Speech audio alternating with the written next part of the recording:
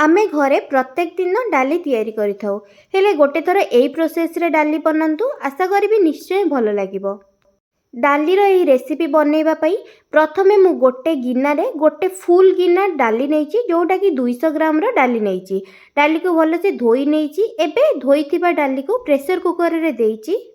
ता संगरे गोटे medium size रो पियाज को छोटो छोटो चुना चुना करी काटी नेइथिली। एबे पियाज को देइची। सेथिरे गोटे मीडियम साइज रो टमाटो को मध्य मु काटी नेइथिली छोटो छोटो करी। सेई टमाटो को मध्य देइची। ता संगरे दुईटी तेजपत्र, दुईटी सुखिला लंका जगह रे आपण कंचा लंका मध्य देई परिबे। ता संगरे अदा रसुण रो छेचा मु देइची एठारे गोटे चम्मच। सेथिरे एबे स्वाद अनुसार मु लूण देइची। आपण जेतिकी डाली नेइथिबे सेही हिसाब रे लूण देबे। आधा चम्मच हळदी देइची।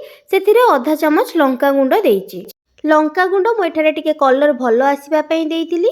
आपण जदि चाहेबे लंका गुंड एठारे स्किप करिवा पई ताहले मध्य चलिबो। एबे सेथिरे आधा चम्मच गरम मसला देइतिली। गरम मसला देई सारिबा परे 2 चम्मच मु एठारे सोरिष तेल देइतिली।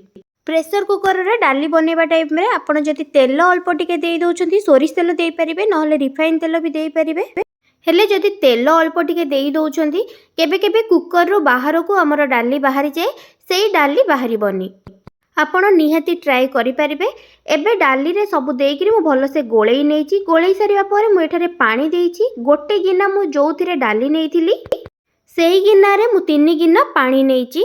मु डाली को टिके बहलिया रखिबी सेति पय मु 3 गिन्ना नेइची। जदि आपण चाहेबे आउ गोटे गिन्ना टिके अधिका देई परिबे 4 गिन्ना मध्य देई परिबे। पानी देइकरी चामच द्वारा मु ताको गोळेई नेइची डाली को। एबे प्रेशर कुकर ढांकुणी देइकरी गैस को स्लो फ्लेम रे रखी 2टी सीटी देई देबी जेमती डाली हमर भलो से सिझी जिवो। 2टी सीटी देई दबा परे मु प्रेशर कुकर ढांकुणी खोली के देखौची। देखंतु डालीटा मोर परफेक्टली भलो से सिझी जाईची। जेतिकी सिझिबा दरकार सेतिकी ही पूरा परफेक्टली भलो से डाली सिझी जाईची। डाली भलो से सिझी जिबा परे ए डाली रे गोटे छुंक दबा पई गैस रे मु एबे गोटे कड़ाई देबी। कड़ाई गरम हो सारिबा परे सेथिरे मु 2 चम्मच रिफाइन तेल एठारे देइची। तेल टिके गरम हो सारिबा परे सेथिरे 2टी सुखिला लंका देइची। लंका टिके भाजी हे जिबा परे सेथिरे गोटे चम्मच मु फुटण देइची। फुटण संगरे गोटे चम्मच मु जीरा मध्य देइची। तेल रे जीरा फुटण एवं लंका भलो से टिके भाजी हे जिबा परे एबे कड़ाई रे आगुरु सिझेई की रखिथिबा डाली को कड़ाई रे मु देई देइची। कड़ाई रे डाली तक देइकरी आउ किछि टाइम पई फुटिबा पई मु छाडी देइची। 2 ରୁ 3 मिनिट पई फुटिबा पई मु एठारे छाडी देइची। मु एठारे डाली को एतिकी बहलिया रखुची। आपण जदि आउ टिके हल्का पानी चाहेबे ताले आउ टिके पानी मध्य देई परिबे। एही परि भाबरे आपण मध्य घरे डाली बनांतु। जदि वीडियोटी भलो लागिथबो ताले लाइक सहित शेयर करि नेबे। आउ जदि मो चैनल रे नुआ थिबे ताले सब्सक्राइब करि नेबे। सब्सक्राइब करने सहित पाखरे थिबा छोटो बेल आइकन को क्लिक कर देबे जहा द्वारा मु नेक्स्ट जहाँ भी वीडियो अपलोड करी ताहार नोटिफिकेशन आपनक पाखरे पहुंची पारिबो।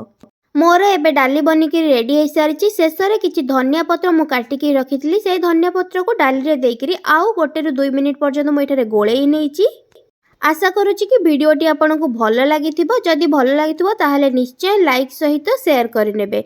रहुची धन्यवाद। जय जगन्नाथ।